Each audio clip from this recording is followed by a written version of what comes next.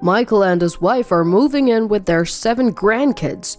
You'll be sleeping in a 70-square-foot storage shed. Robert said. I couldn't help but gape in shock. There's no fulfillment in doing housework and living with just another elderly person. Now you'll have plenty of chores and grandkids to take care for again. It seemed he was treating me like a mere servant, but I had plans of my own. I packed my bags. Grandma? That was Lisa's voice, clear as a bell. I felt sorry for these kids getting dragged into this mess. Just wait a little, okay? I told Lisa and left the house. I was determined to create a happy environment for these kids. This was just a ceasefire. I resolved to work with Michael and fight to reclaim our happiness. I am Elizabeth, turning 72 this year. I married Robert and we were blessed with 2 children, our son Michael and our daughter Emily. I met Robert at work. After his persistent pursuit, we started dating and got married. However, my parents were strongly against the marriage. I left home in a whirlwind, almost like eloping. But after a while, Robert's gentlemanly behavior during our courtship days disappeared. He turned into a typical male chauvinist, expecting me, a woman, to naturally handle all household chores and care for him and the kids. He never once changed the kids' diapers. As the children grew, his mindset influenced them too. He spoiled Michael, our eldest, saying he could go to any university and do whatever he wanted. But for Emily, our daughter, he declared, education is useless for women, and denied her college education. Heartbroken, Emily gave up her dream of studying further. Without the permission to work, I had no savings. I apologized to Emily, but she said, I know what Dad is like, and it's okay. I'll make it on my own. Years later, Emily studied in Canada and married a local. We rarely meet, but she has found happiness on her own terms, just as she promised. Even if the parents are flawed, the children can still grow up strong. I'm deeply grateful for that. Michael, after graduating from college, got a job at a local company. He seems busy, but seeing him work so diligently makes me feel proud of his growth. Years later, one day, my husband and I received a request to talk from Michael. He seemed serious. I wondered if he wanted to quit his job or if something was bothering him. However, what Michael said next was completely unexpected. I want to get married, he announced, a wonderful surprise indeed. But I hadn't sensed any signs of this. I never heard about him dating anyone. Curious, I asked, who is she? Michael shared about her with a bit of shyness. I was concerned about Robert listening silently beside us. Would he impose the same archaic expectations about women and household chores on Michael's wasn't unthinkable, given how Robert always prized Michael. Though I had remained silent in the past, I was ready to confront Robert if it meant protecting my children's happiness. Fortunately, my worries proved unnecessary. Robert didn't interfere with Michael's marriage. Instead, he quietly observed their happiness. Michael's wife Karen turned out to be a wonderful woman, kind to us, and even engaging Robert in conversation, which he seemed to enjoy. Michael and I felt relieved seeing this. "You've found a great wife," I commented. Michael beamed, saying, I think so too. Their happiness was evident. Soon, it took a more tangible form. Karen is pregnant. Michael informed us. Grandchildren followed, and before we knew it, Michael and Karen were blessed with 7 children, becoming a large family. Robert generously supported them, frequently giving money for education and living expenses. I can't accept this much every time. Michael would protest, but if Michael refused, Robert would give it to Karen. The frequency of this generosity concerned me. Robert, if you keep giving money like this, we'll run out of living expenses. We haven't done much for Emily, yet you give Karen money so often. Can't you think it over? However, Robert reacted more angrily than I expected. We didn't speak for about a month. The Michael family, sensing the tension, felt guilty. Sorry for causing a fight. Michael apologized. I don't blame Michael's family at all. But Michael said, I'll refrain from coming to the house for a while. I also asked him to do so until Robert calms down. Years later, after Robert retired and Michael's children grew up, our marriage was reduced to minimal conversation following that fight. Since then, Robert never gave money to Michael's family in my presence, but he apparently often went to their house to give Karen money. I guess it's his only joy in old age. Aware of this, I chose to turn a blind eye to avoid further arguments. However, one day, Robert suddenly suggested, What about living with Michael's family? The grandkids are many, and eventually this house will go to Michael. It might be good for them to get used to this area now. The idea wasn't bad, but would Michael's family agree? There are still young children in elementary school, and moving them isn't practical. Plus, our house, despite being larger, might not have enough rooms for everyone, potentially making it cramped with more people. I explained this and gently declined the cohabitation. I think Karen is a good person as Michael's wife, but that's partly because we maintain a distance. However, Robert didn't accept my view. One day he went out and returned with a lot of luggage, as if he'd taken a drastic measure. I'm home, he announced. Welcome back. What's with all the luggage? I asked, only to see Michael's family entering our house behind him. Michael wasn't there, but Karen and the grandkids, looking anxious with large bags, were. Hi, Elizabeth. We'll be in your care from today, Karen said cheerily. I was taken aback. We're moving it with Michael and his 7 kids. I've decided you'll be sleeping in a 70-square-foot storage shed. He said, entering the house with the luggage. Wait a minute. Didn't I say that's impossible? Does Michael even know about this? I asked. Michael was at work, so I left him a letter. There's nothing impossible about a family living together. It's spring break now, so it's a good time, Robert said with a smirk. You also got a new room in the storage shed. Huh. There's no fulfillment in doing housework for just 2 old people, right? Now you'll have plenty of chores and grandkids to care for again. He added, Such a thing. Don't think your opinion will always prevail.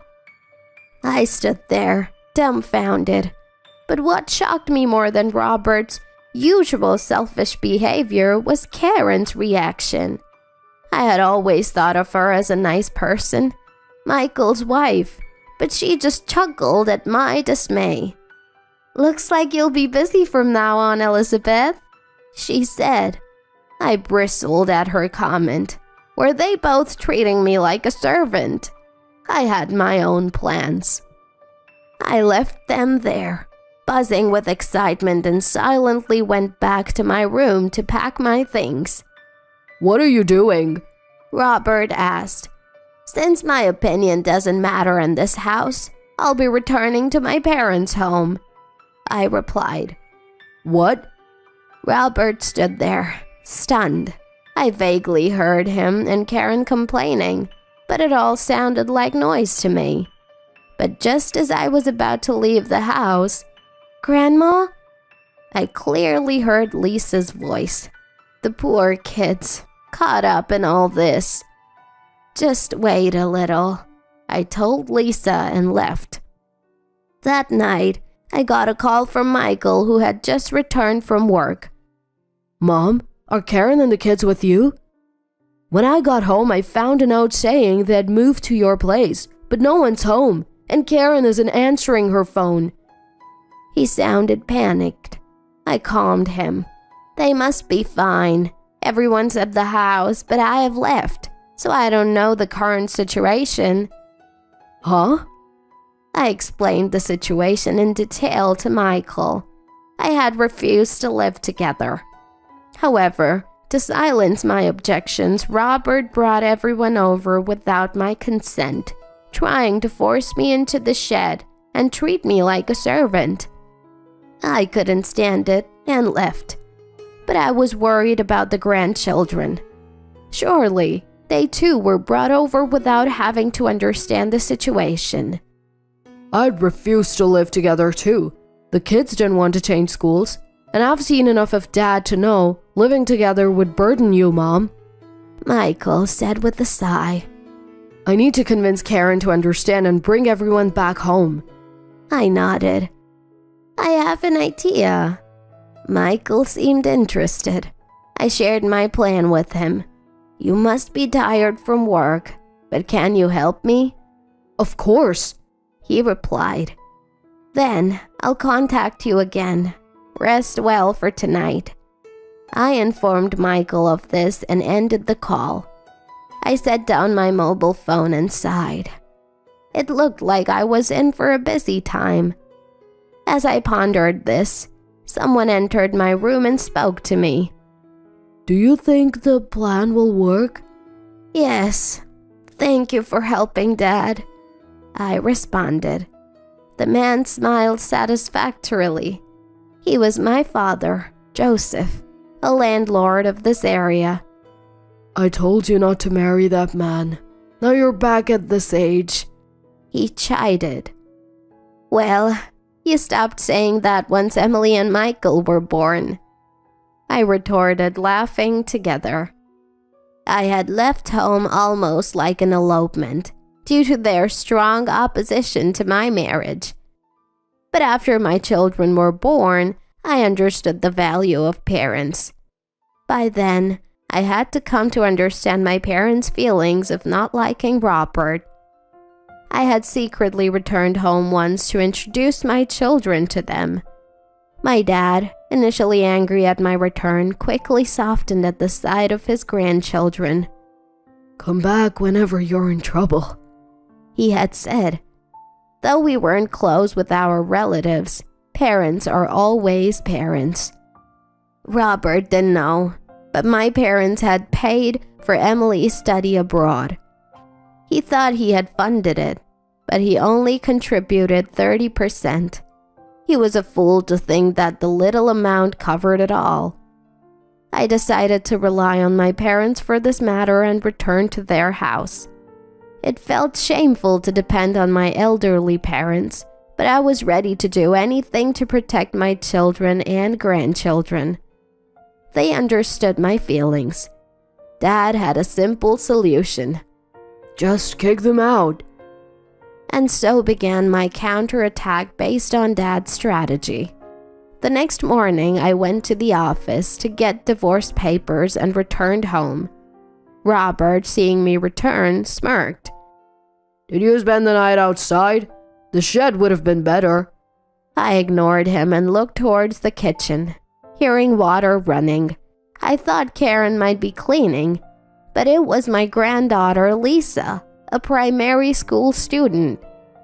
Where's Karen? Why is Lisa cleaning up? I shouted at Robert in frustration. Lisa is a girl. She should be able to do housework. He responded nonchalantly. Angered by his words, I retorted, "Karen is the woman here, isn't she?" She must have noticed my voice. Lisa closed the faucet tightly and smiled at me with relief.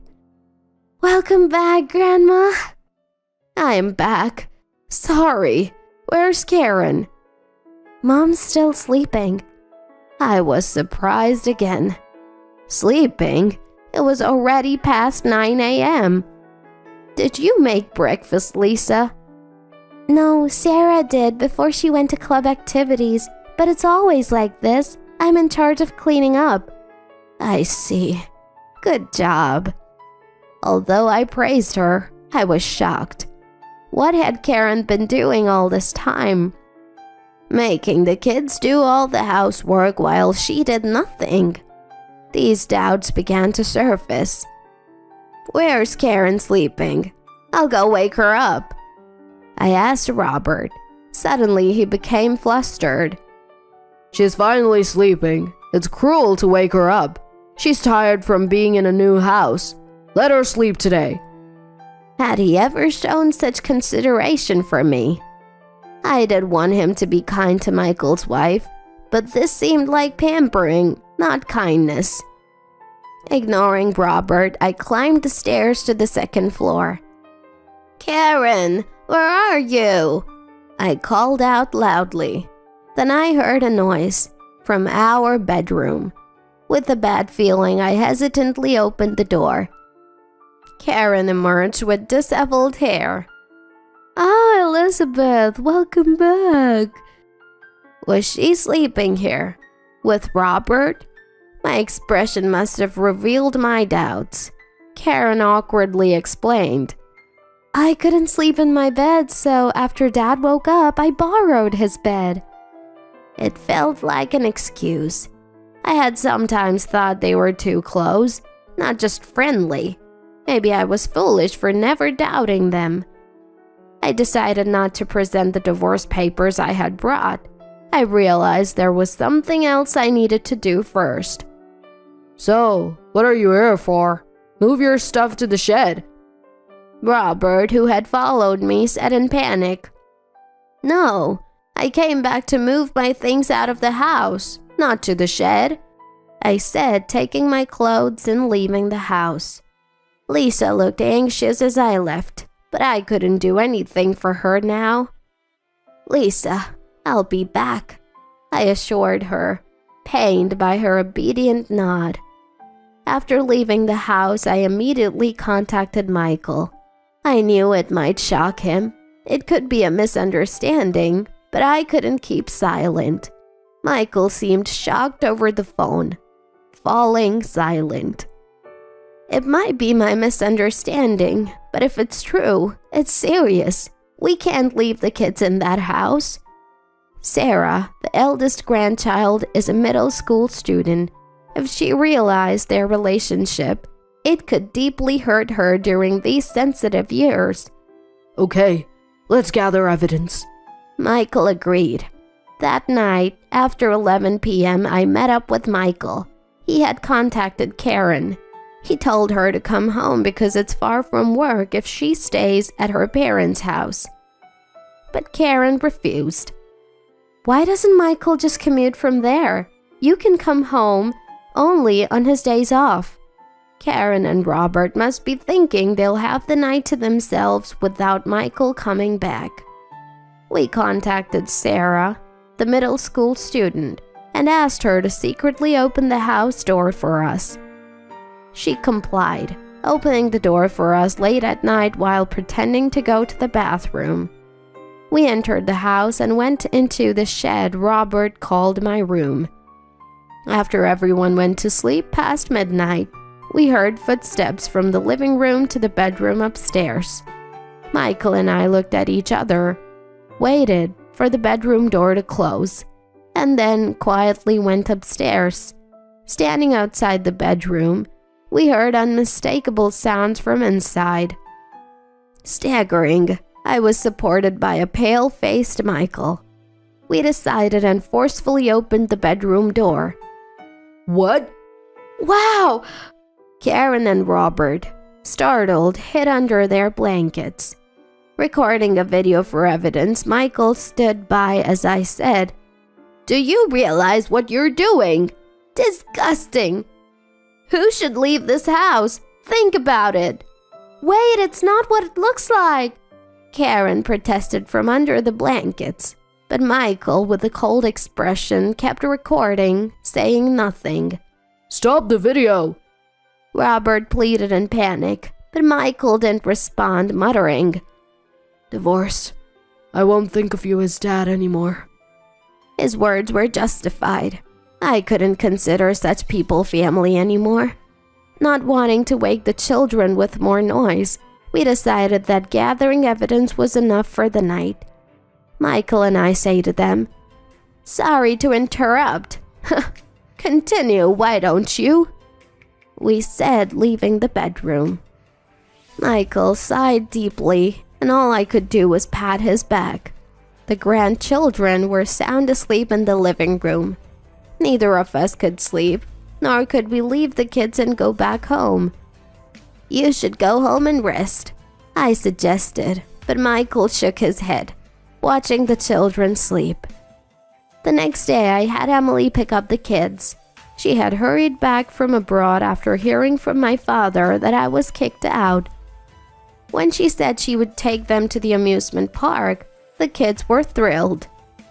It had been a while since Emily and the kids met, but she, being childless, adored her nephews and nieces, and they were attached to her, so they happily left with her. Left with just 4 of us in the house, we placed the divorce papers in front of Robert and Karen, demanding they sign. Karen began to sob, and Robert looked pale and frozen. "What are you doing? Write it quickly," I urged. Robert pleaded. "I'm truly sorry. The shed thing was a joke, and yesterday I just got carried away." His ramblings sounded like excuses, which I didn't want to hear. "Who cares about getting carried away? You hit on your son's wife. Disgusting old man." Michael spat. "And you? Karen, write it now." Karen burst into tears at his words. "I'm sorry. I really regret it. Let's go back home and live together again." But Michael's heart was unmoved. In fact, he laughed and said, "Go back where? You don't have a home anymore." Karen stopped crying and started trembling. "The house will go back to Mom. It was originally her house," Michael declared. I smiled at his words. The house Michael had been living in was built on land my father had given to me as a wedding gift to Michael. "I can't let Robert know I gave you the house. He may not be my favorite, but he's your dad. I did this on my own. No need to tell them," Dad had said. Michael and I kept it a secret to maintain Robert's dignity. Michael was grateful and had thanked Dad. "Sorry, I can only do this much for my grandchildren," Dad had said, embarrassed but clearly happy. Such a stark contrast to grandparents who exploit their grandkids. So, the land and the house were in my name. I then revealed another fact Robert didn't know. "By the way, the land this house is built on is also Dad's. I'm leaving, so either buy the land or return it as a vacant lot, okay?" I said cheerfully, and Robert turned even paler. This land was also given by Dad as a celebration of Michael and Emily's birth. Robert thought I had severed ties with my family, but in fact, Dad was the real owner. There's no way Robert, a stranger now, could use it without any relation. That's exactly what Dad meant. "Elizabeth in a shed? Unthinkable. Take the land back. If they divorce, he has no reason to stay." Acting on Dad's words, I initiated the divorce proceedings. "Taking away the house when you have kids to raise is too harsh. Are you still Dad?" Karen started yelling, but she seemed to be misunderstanding something. "What are you talking about? The kids aren't going with you. I'll take custody." Michael said. What did you say? You, making the kids do chores and disregarding their feelings won't get custody. They're old enough to have their say. We can take it to court if necessary. Karen couldn't respond to his words and just looked down. Robert, still overwhelmed by despair, couldn't move. Seeing the two of them like that, Michael and I exchanged glances and smiled. It seemed they had taken quite a hit. Eventually, they signed the divorce papers and we successfully divorced with evidence of infidelity. Michael and I received compensation in the divorce settlements. We reclaimed the houses. Michael's house became a rental property, and my former home with Robert was demolished to become a coin parking lot. Karen returned to her parents' house, where her brother's family lived, likely feeling uncomfortable after her years of slacking. Robert, with his remaining retirement savings, rented an apartment, unbeknownst to him, also owned by us. It would be interesting to see how long he could afford the rent. The grandchildren, who had a great time at the amusement park, returned to my parents' house and slept soundly. With plenty of space, each child got their own room. Although it was out of their school district, they could still attend their original school with an application. They quickly grew fond of my parents, calling them great-grandma and great-grandpa. Our large family made my parents happy. Maybe it was for the best that Michael, the grandkids, and I all lived at my parents' house. Although the household chores increased for me, it wasn't difficult. Seeing the kids play and do their homework gave me strength, and everyone naturally helped out. We hated being forced to do chores before, but if it helps, Grandma, we want to do it, they said, which moved me to tears. Helping out should be voluntary, not forced. That's real education. I feel so happy now, buying donuts and sweets with my grandchildren, enjoying them with my parents. This life is a true blessing.